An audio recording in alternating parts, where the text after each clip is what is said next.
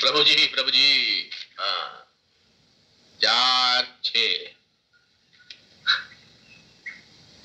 4 6 8 9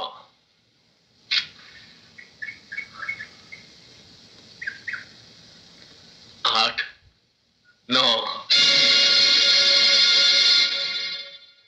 1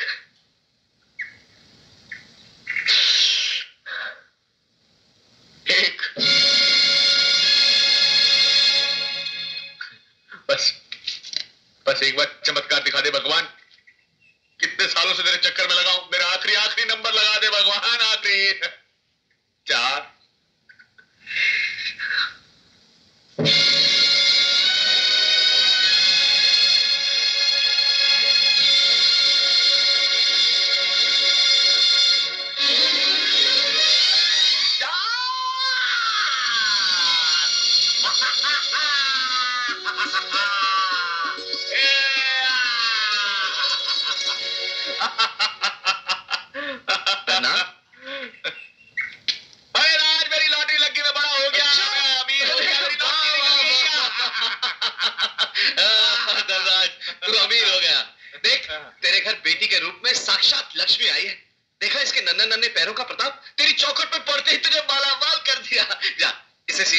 इसका मान पड़ा। गीता, मैंने तुझसे कहा था कि इसको गंदी नाली में फेंक कर आ, या मेरे सामने घर पर क्यों लाई है इसको? धन्ना, ऐसा नहीं कहते पगले। आखिर इस मासूम बच्ची का क्या दोष? दोष?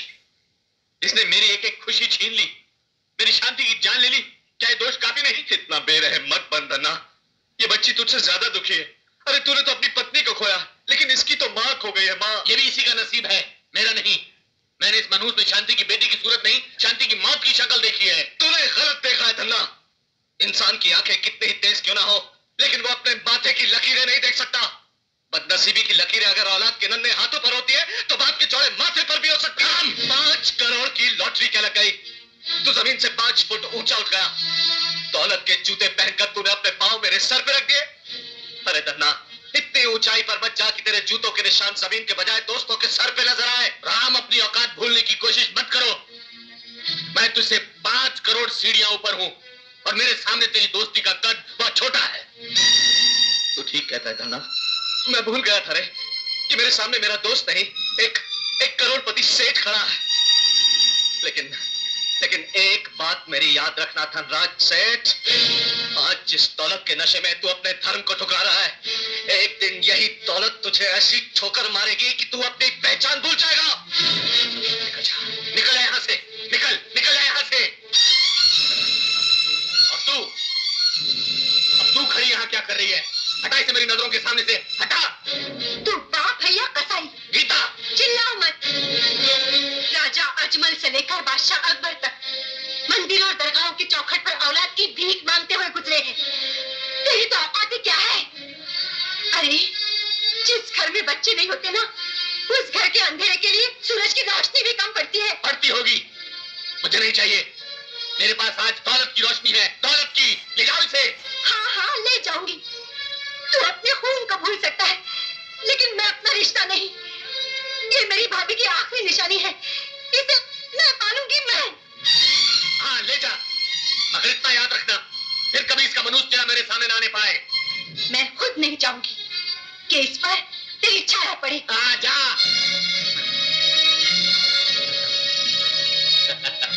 करोड़पति, धनराज सेठ करोड़पति, बंगला, नौकर, चाकर, गाड़ियां। शादी तो तुमने पक्की कर दी है, लेकिन उसके खर्च के बारे में भी कुछ सोचा है? मैं तो उस बला पर एक पैसा भी खर्च नहीं करूंगी। पहने हुए कपड़ों में इस चौखट से बाहर नहीं किया तो मेरा नाम भी ममता नहीं। तुम्हारा नाम ममता जरूर है माँ, मगर तुम्हारे अंदर ममता जैसी कोई चीज ही नहीं।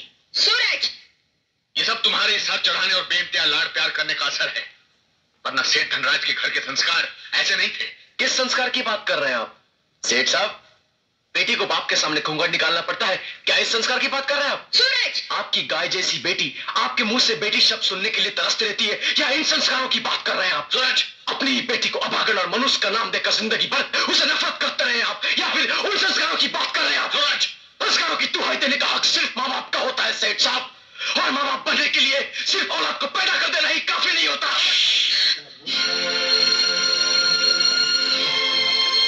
कर देना ही काफी नहीं होता।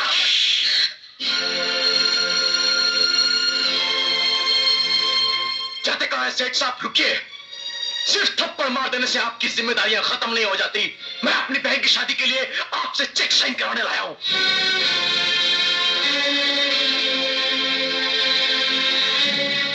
मैंने भीख और खैरात देना बंद कर दिया है। मैं भीख नहीं, अपना हक मांग रहा हूं सेठ साहब, और जिसके ना मिलने की सूरत में मैं आपको कोर्ट में खड़ा कर दूंगा। तू मुझे कोर्ट में खड़ा करेगा?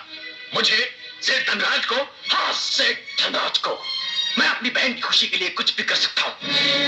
तुम्हें ठीक है, मैं चेक भी कोर्ट में ही साइन करूंगा। कैसी बातें कर रहे हैं आप?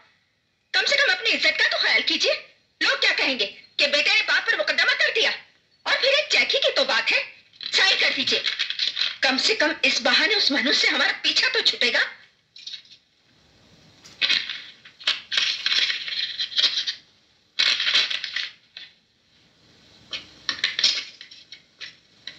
ये ले, मगर इतना याद रखना, आज के बाद तुझे मेरी दौलत में से फूटी कौड़ी भी नहीं मिलेगी। थूकता हूं मैं आपकी दौलत पर, थूकता हूं मैं। हाँ सेठ धनराज, थूकता हूं मैं आपकी दौलत पर। ठोकर मारता हूं मैं, ठोकर लात मारता हूं मैं। और अगर आज मेरी बहन की शादी ना होती तो मैं आपके सामने कभी नहीं आता। हाँ सेठ धनराज, नफरत है मुझे आपकी इस दौलत से, नफरत है।